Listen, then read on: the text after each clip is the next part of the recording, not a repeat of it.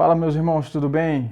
Hoje estamos aqui para a terceira lição da nossa revista Hebreus e Tiago.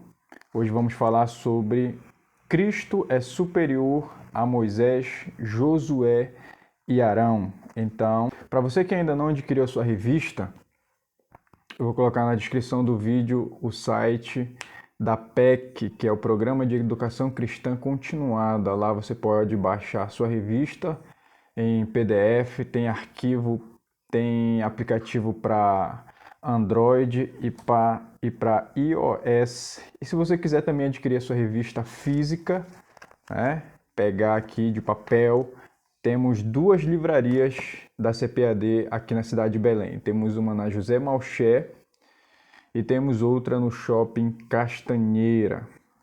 Beleza? E também para você que não assistiu ainda a primeira aula e nem a segunda aula, também vou deixar na descrição do vídeo o link das aulas anteriores. Então vamos para a lição. Assunto da lição é Hebreus de 3 a 5. Cristo é superior a Moisés, a Josué e a Arão.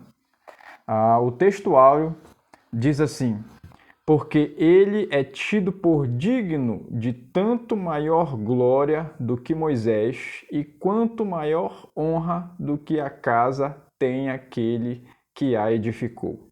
Hebreus capítulo 3, versículo 3.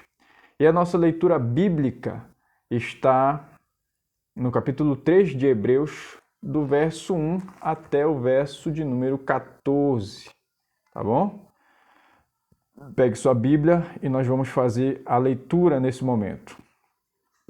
Diz assim o texto: por isso, santos irmãos, vocês que são participantes da vocação celestial, considerem atentamente o apóstolo e sumo sacerdote da nossa confissão, Jesus, o qual é fiel àquele que o constituiu, como também Moisés foi fiel em toda a casa de Deus. No entanto, assim como aquele que edifica uma casa tem maior honra do que a casa em si, também Jesus tem sido considerado digno de maior glória do que Moisés. Pois toda a casa é edificada por alguém, mas aquele que edificou todas as coisas é Deus.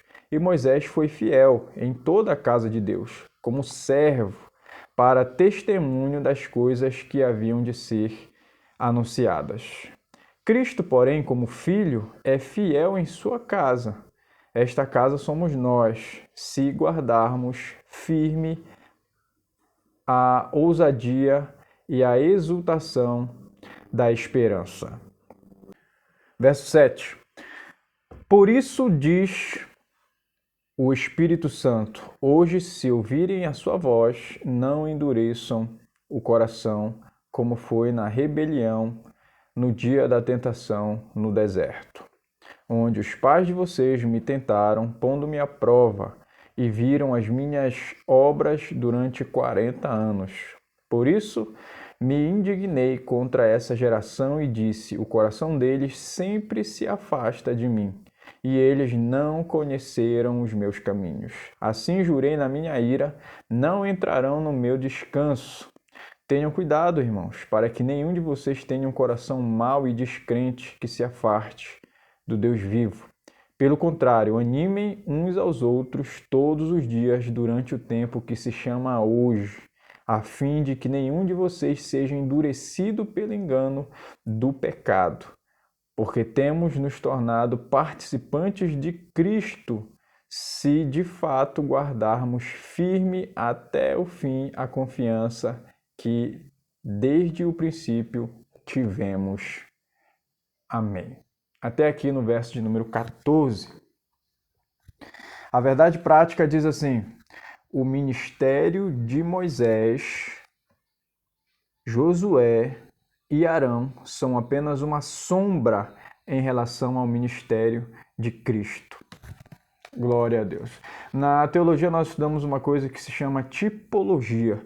Então nós vemos que Moisés, Josué e Arão foram arquetipos, né, de Cristo. E nós vamos nos aprofundar exatamente nisso.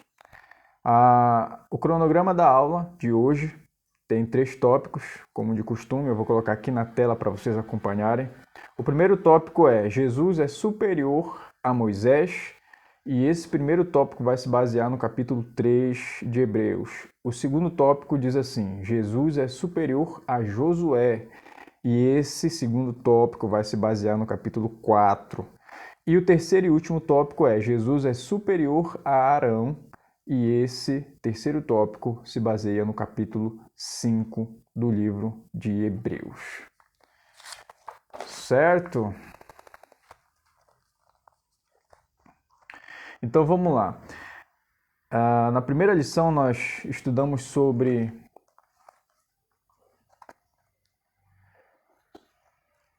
a excelência do Filho de Deus, né? Na segunda lição nós estudamos sobre a superioridade de Jesus em relação aos anjos.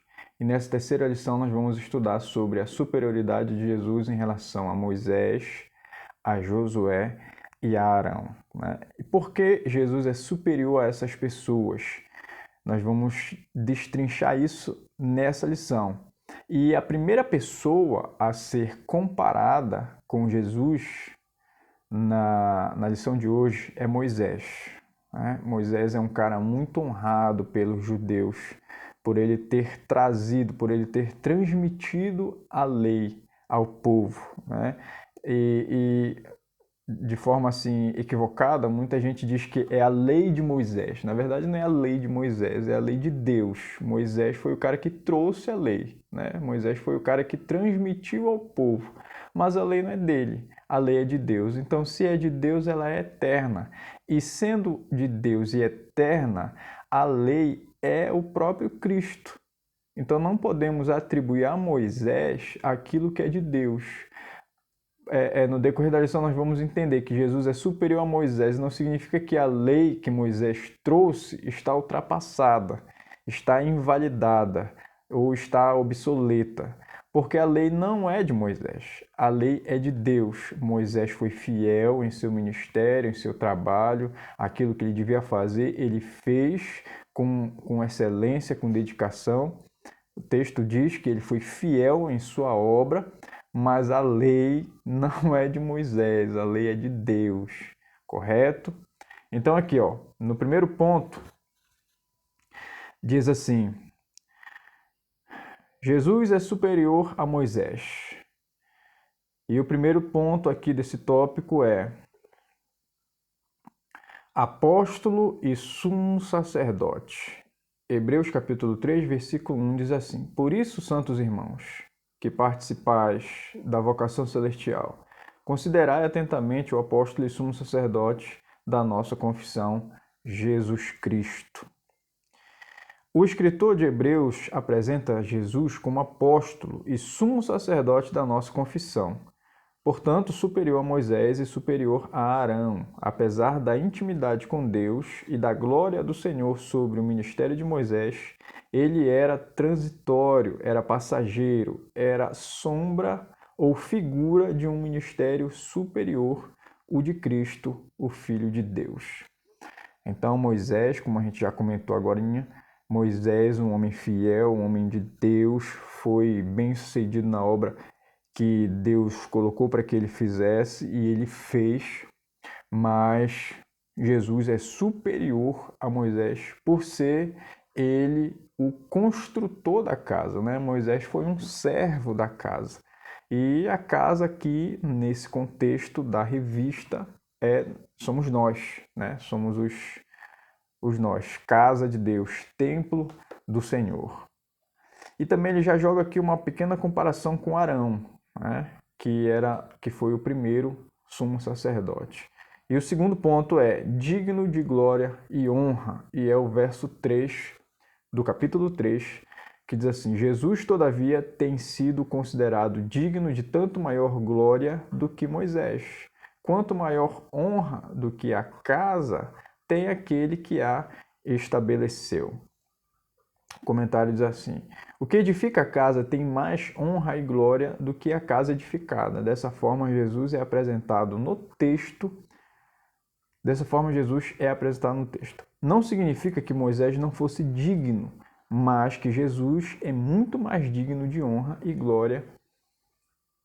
Moisés foi criado e Cristo é o Criador. Moisés libertou um povo e Jesus liberta os povos. Moisés guiou o povo para Canaã terrena. Jesus guia a igreja para a Canaã celestial. Então aqui ele vai começar a fazer algumas comparações do que Moisés fez, do que Jesus fez, e até acho desnecessário essas comparações, mas a fim de que Jesus seja superior, ele pega algumas coisas que Moisés fez e que Jesus fez. Mas a grande ideia aqui que nós devemos absorver é que Moisés ele foi muito venerado no Antigo Testamento e também pelos judeus por ele ter sido o libertador do povo. Amém? Terceiro ponto aqui, devemos ouvir a sua voz. Estamos falando do primeiro tópico, Jesus é superior a Moisés. E o terceiro ponto, devemos ouvir a sua voz, está no capítulo 3 e o verso 15, que diz assim: enquanto se diz, hoje, se ouvirdes a sua voz, não endureçais o vosso coração como foi na provação. Diz assim um comentário: para lembrarmos uma vez mais da necessidade diária de escutar atentamente e com obediência a voz de Deus, o autor cita a frase agora, bem familiar do Salmo 95. Se hoje ouvirdes a sua voz, não endureçais os vossos corações como foi na provação. Né? Esse verso está no Salmo 95 e o escritor do Hebreus tirou de lá e trouxe para Hebreus capítulo 3, verso 15.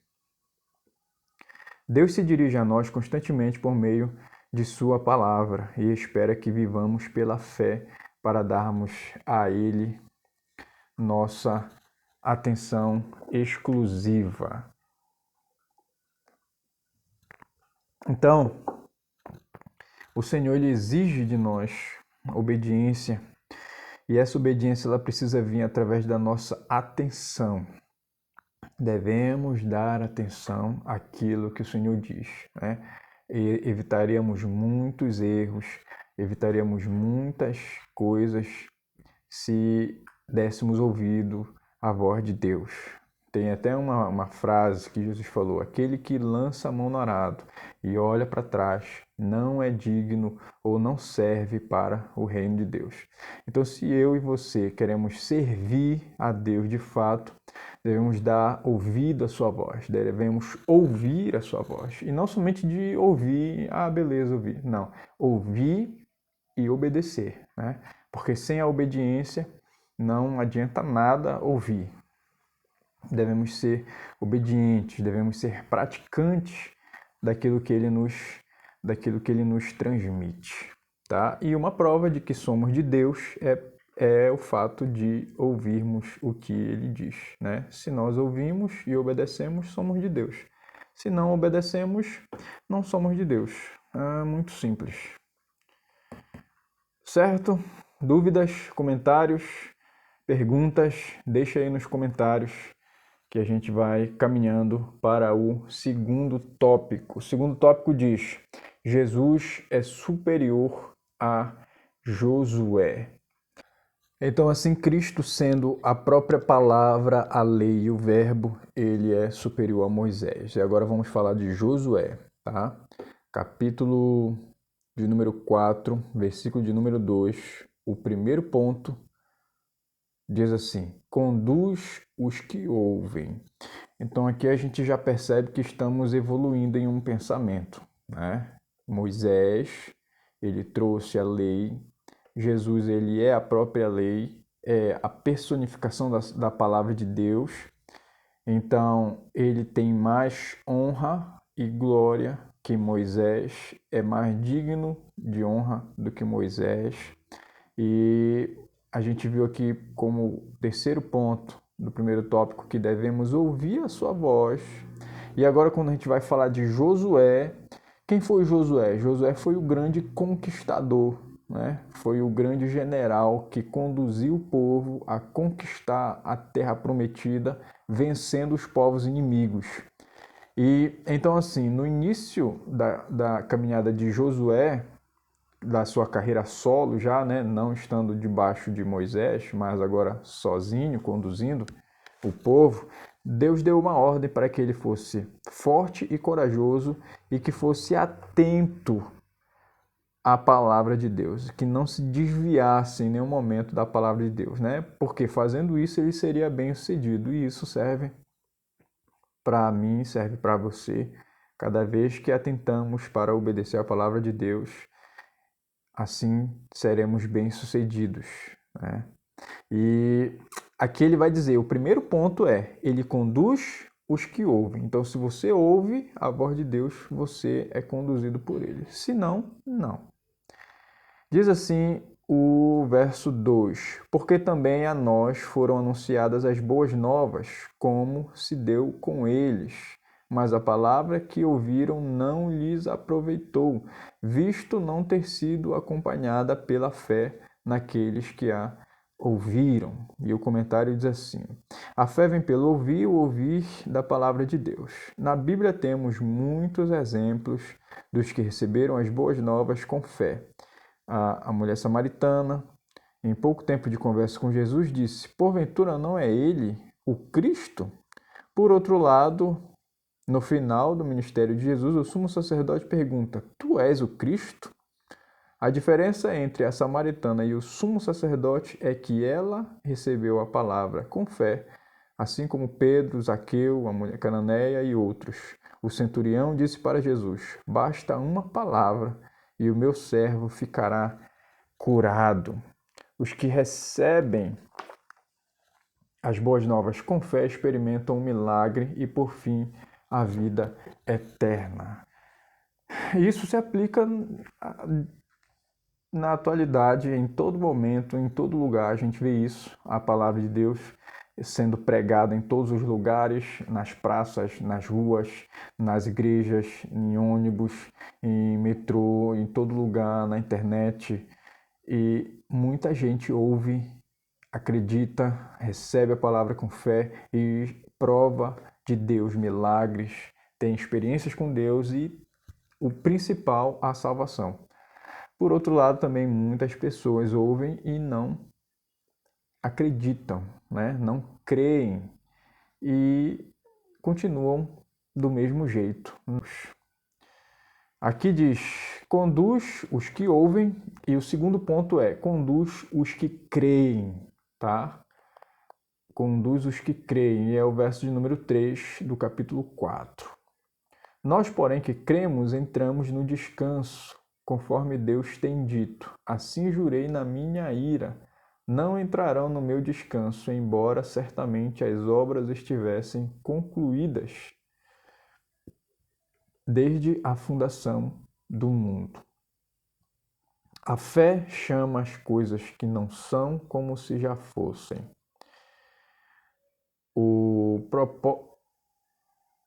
Portanto, pela fé, nós já entramos no descanso. Todavia, devemos perseverar como Josué e Caleb e crer que a promessa de Deus não tarda.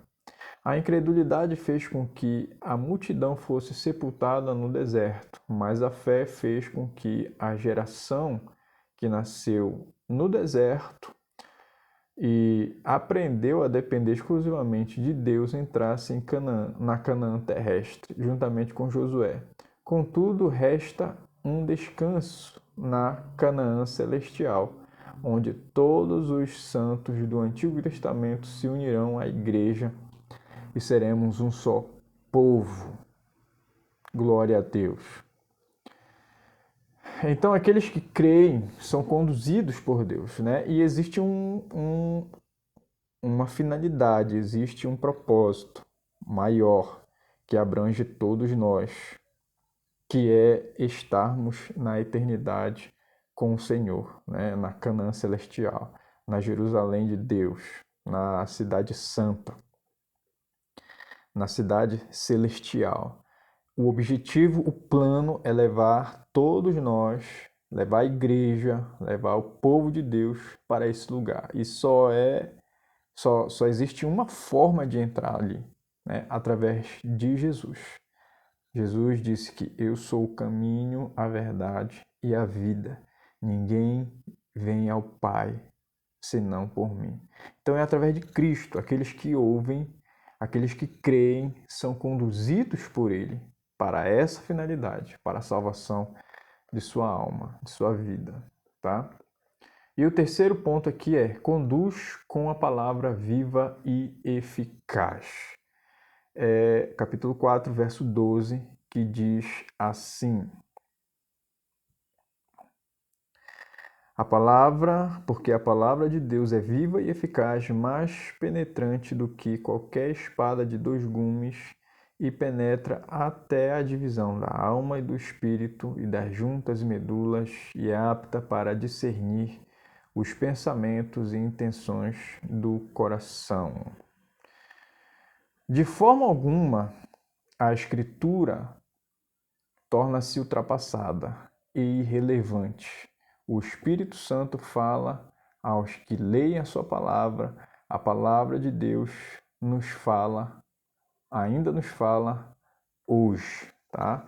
Então a palavra de Deus, Bíblia Sagrada, né? A Escritura Sagrada, é uma palavra que é viva, ela é eficaz, ela tem o poder de decifrar os planos do nosso coração, os nossos pensamentos. Ela vai até a divisão da alma e do espírito ali, né? Separando, fazendo ali o julgamento do que estamos pretendendo, né? Das nossas intenções. Então, assim como Josué foi um grande conquistador e conduziu o povo a entrar na terra prometida, Jesus, ele também é o nosso general de guerra, ele também é o nosso conquistador. E ele nos conduz a uma terra prometida que é superior, né? Que é celestial. Então, nesse ponto, nessa comparação, nós entendemos a superioridade de Jesus em relação a Josué. Aqui nós fechamos o segundo ponto e vamos para o final, caminhando já para o fim. Jesus é superior a Arão, esse é o terceiro tópico. E o primeiro ponto é: tomado dentre os homens, capítulo 5, verso 1. Diz assim: porque todo sumo sacerdote, sendo tomado dentre os homens, é constituído nas coisas concernentes a Deus, a favor dos homens, para oferecer tanto dons como sacrifícios pelos pecados.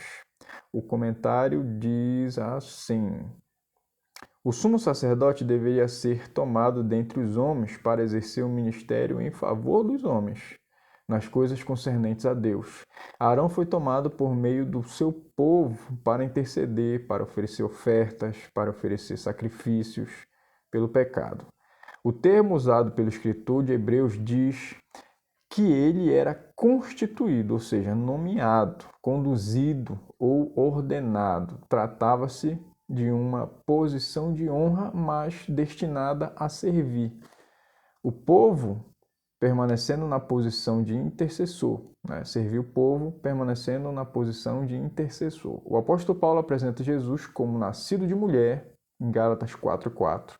Jesus nasceu no tempo certo, no lugar certo, na tribo certa, na plenitude dos tempos, ou seja, no tempo de cumprimento das promessas, medida completa, número completo de dias, com a expressão nascido de mulher e nascido sob a lei, debaixo, Paulo está afirmando que ele estava apto para exercer o ministério como intercessor. O apóstolo vai confirmar que sua tese, quando escreve para Timóteo, o apóstolo vai confirmar sua tese quando escreve para Timóteo, afirmando que ele é o único mediador entre Deus e os homens, e faz questão de destacar Jesus Cristo, homem.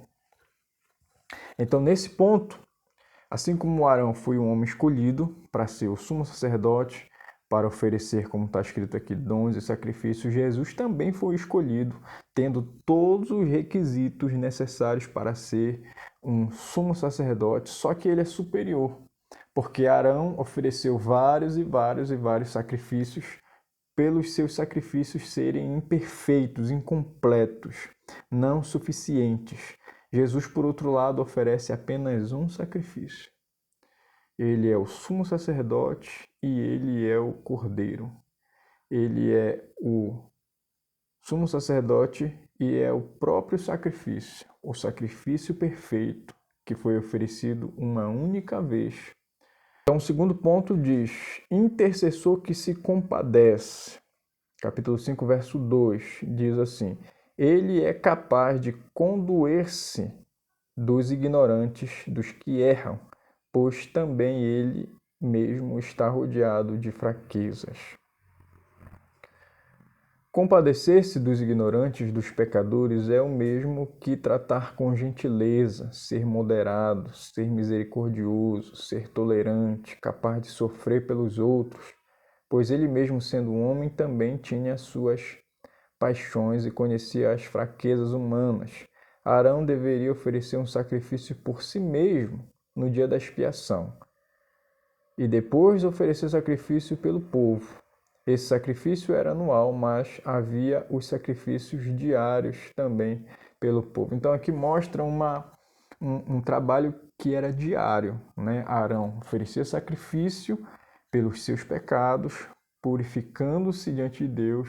Depois disso, ele já purificado, oferecia outros sacrifícios em favor do povo, né? E era um trabalho diário ali, né? Ele deveria mostrar, como diz aqui o texto, compaixão, ele deveria mostrar amor pelas pessoas, entender, compreender as fraquezas dos outros, porque também ele tinha fraquezas. Então, ser o sumo sacerdote não fazia dele um homem sem pecados, pelo contrário, ele também errava. Então, essa comparação mostra o amor que o sumo sacerdote precisa ter na questão de ser um intercessor, de ser aquele que está disposto e disponível para sacrificar em favor do outro, para que o outro seja santo, para que o outro seja perdoado, para que o outro seja aceito, né? Então, é uma questão de amor, porque sem amor não há como exercer esse trabalho. E o último ponto aqui é escolhido por Deus. É o verso de número 4. Ninguém, pois, toma esta honra para si mesmo, senão quando chamado por Deus, como aconteceu com Arão. Ninguém poderia se autodenominar sumo sacerdote. No capítulo 16 de Números, temos o episódio em que Corá, Datã e Abirão tentaram reivindicar para si a posição que foi dada por Deus apenas a Arão e seus descendentes, mas o Senhor age com juízo, abrindo a terra para tragar os rebeldes. Após esse acontecimento, Deus determina que Moisés faça uma prova na qual todas as tribos deveriam trazer sua vara, e a vara de Arão floresceu, dando-lhe flores, renovos e amêndoas. Está no capítulo 17 de Números. Aquele que Deus chama exala o bom perfume de Cristo. É renovado e transmite renovo para quem está ao seu lado e produz frutos. Embora fosse o Filho, Jesus aprendeu, observou, compreendeu e agiu como um discípulo, demonstrando a sua humanidade. Até aqui. Então, esse último ponto, né, vai falar sobre a questão de ser escolhido por Deus, né? Isso aqui é muito importante. É muito importante, porque eu e você precisamos entender que Deus ele escolhe pessoas para desenvolver tarefas e trabalhos. Então, isso vai além daquilo que eu acho e daquilo que você acha. Isso vai além daquilo que eu quero e daquilo que você quer. Porque talvez você queira uma coisa e Deus tenha outra coisa para você. Por isso que é muito importante você entender e identificar a voz de Deus e saber exatamente o que Deus quer de ti. Porque senão você vai estar correndo contra o vento, atrás de coisas que não são importantes para aquilo que Deus quer que você faça. Então aqui, Deus é quem escolhe. Deus escolheu Arão para ser o sumo sacerdote. E apesar de Arão exercer a sua função, né, outras pessoas queriam tirar dele aquilo que Deus havia dado para ele. E não conseguiram, né? Foram atos de rebeldia que o próprio Deus puniu e fez com que eles fossem castigados com a morte, né? E o contrário também acontece, né? Muita gente é chamado para um trabalho e já sabe que foi chamado para aquilo e Deus cobra isso e a pessoa foge, se esquiva, acaba sofrendo por não aceitar a vontade de Deus para sua vida, né? Então Arão foi alguém que exerceu o seu trabalho como Deus quis que ele fizesse, foi bem sucedido naquilo, e Jesus é superior por apresentar um ministério, um trabalho ainda maior e oferecer apenas um sacrifício, assim como Arão oferecia sacrifícios para perdão de pecados de um povo. Jesus, ele ofereceu um único sacrifício que alcança o perdão para toda a humanidade, para todo aquele que nele crê e obedece. Aplicação pessoal diz assim: consideremos Jesus um sumo sacerdote totalmente familiarizado com as fraquezas e imperfeições humanas. Que consolo e paz isso traz ao nosso coração. Amém. Então aqui a gente encerra a nossa terceira aula, tá bom? Eu quero pedir para você se inscreve no nosso canal, compartilha esse vídeo aí. Aqueles que não foram para a escola bíblica, aqui está a terceira aula, tá? E vai compartilhando, porque essa é a palavra de Deus e ela é viva e eficaz e é capaz de salvar toda a humanidade. Amém?